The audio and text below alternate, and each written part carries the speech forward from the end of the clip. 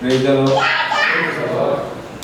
آئے ہم خدا ان کے زندگی بخش کلام میں سے زبور 136 کی تلاوت کریں گے۔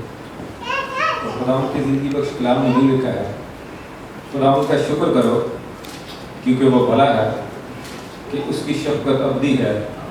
الہوں کے خدا کا شکر کرو کہ اس کی شفقت ابدی ہے۔ مالکوں کے مالک کا شکر کرو کہ اس کی شفقت ابدی ہے۔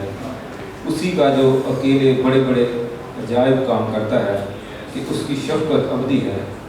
اسی کا جس نے دنائی سے آسمان بنایا کہ اس کی شفقت ابدی ہے۔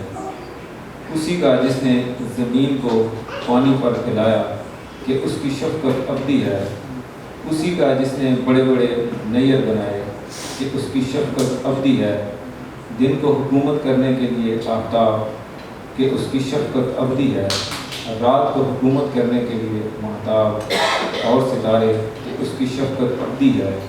اسی کا جس نے مصر کے پیلوٹوں کو مارا کہ اس کی شفقت ابدی ہے۔ خدا ان کے کلام پڑھے جانے پر ہم سب کے لیے ویسے برکت ہو۔